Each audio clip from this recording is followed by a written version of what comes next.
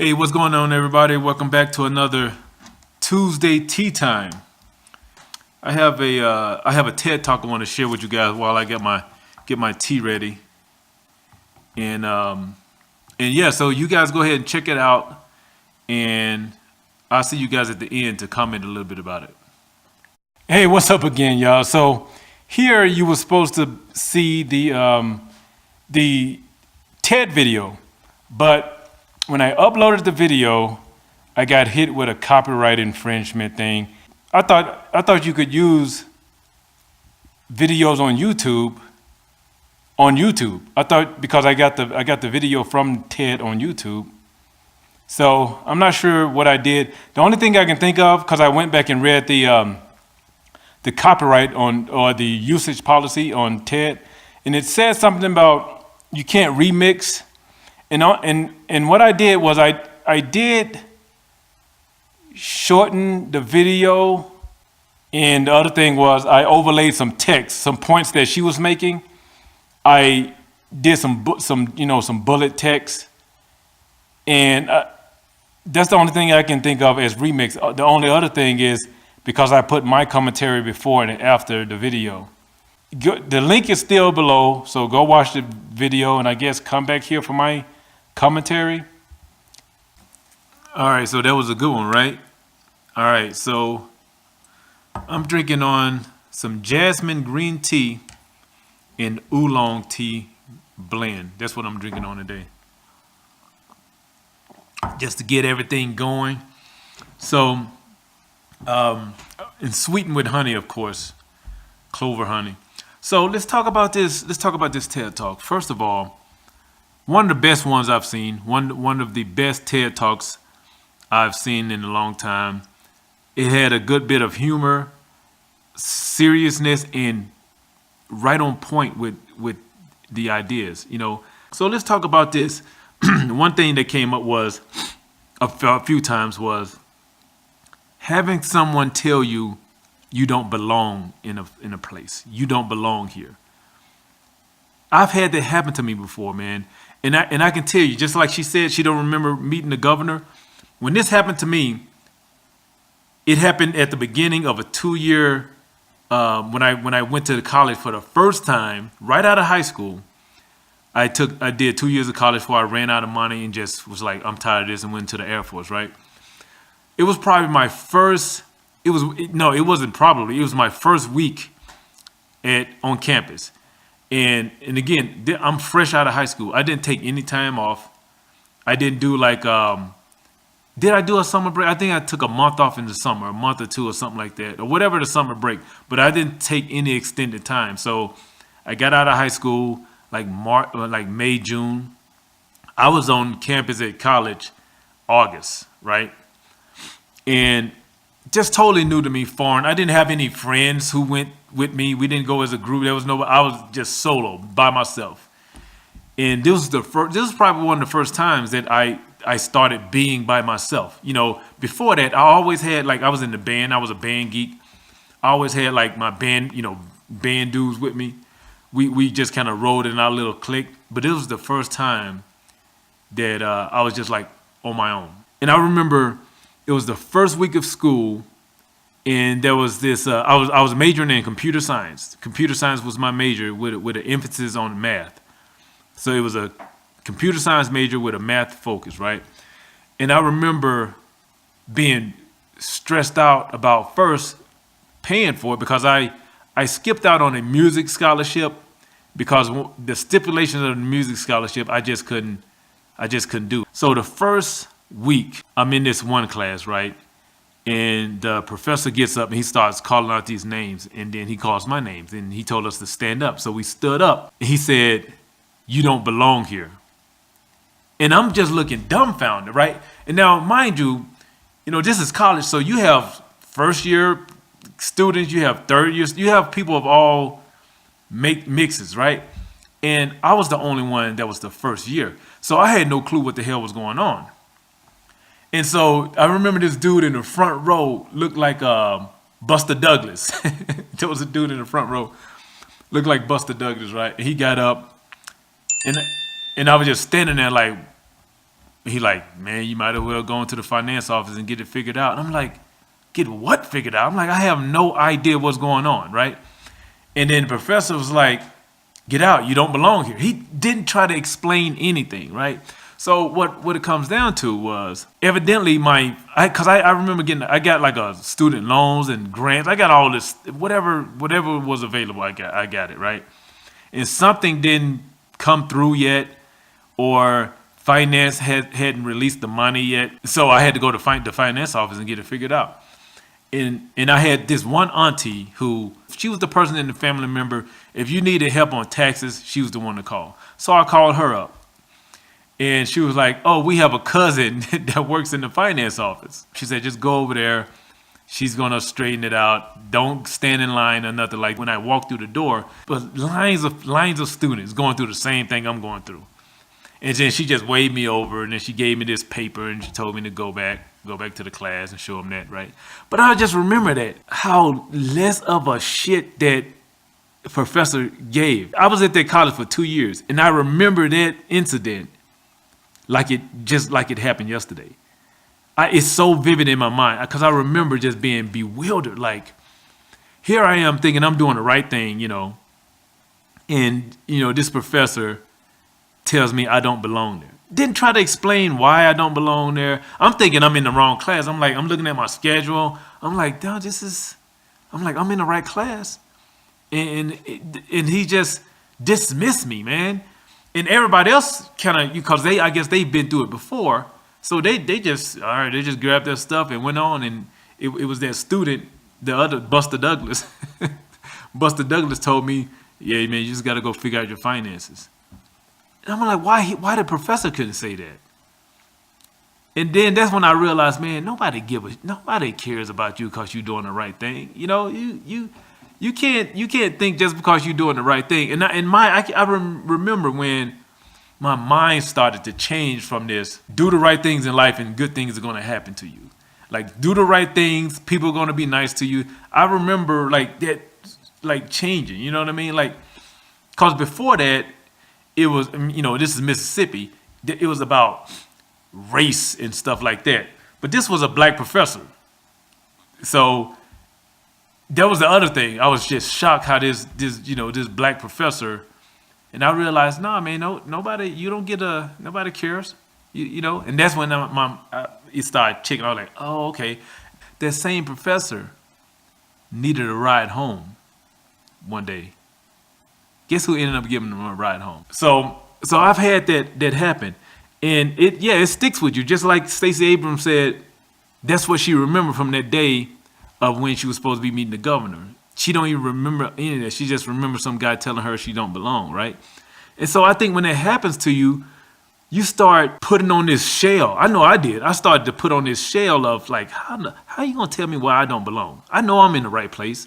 How you gonna tell me? You got to give me some more evidence. Give me some more information, rather, of why I don't belong here. You got to prove. And later on, she said something in its TED Talk where she said, when something goes wrong, and I'm the same way. When something wrong happens, something bad happens, I put it on me first. Like, what did I do wrong? How could I have? But there's also another side. There's also another side of it. But I'm like, I just want to get it over with, take the blame, fix it. That's it, But then I started looking at it like, when you do that, nothing changes. It's just somebody behind you is going to go through that same thing. If you just do that, oh, okay, it's my fault, and then you fix it, and you don't get that person to see what they did wrong. Not being like a social justice warrior or anything like that, but I'm just saying, make it known that, dude, you in the wrong. Or you need to fix your system. You need to figure out a better way to do this. Something like that, Because if you don't, the person behind you, the generation behind you is going to go through that same stuff. And so that's what I got out of it. I was like, you know what? I'm going to start thinking differently, and also teach my daughters differently too, because I teach them the same thing. Like, if something happens, you got to look at what did you do to make that happen. Even if you can't see like what's like why it happened, why were you there? What did you do to make that happen? I don't know. I don't know if that's right or wrong. I'm just saying that's the way, that's the way I go through life. The second thing was those 3 questions, man.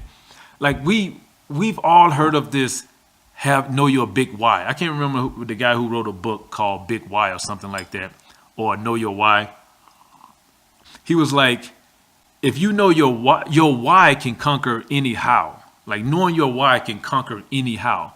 And I thought that for a while, but it was like, that's not working for me. Because I know my why. I know my why, but I can't figure out the how. But when you put it as when you reverse a step, when you go back a step, before the why, it has to be a what. What do you want? What do I want? And then along with the what do you want, is it that you only want what you think you can have?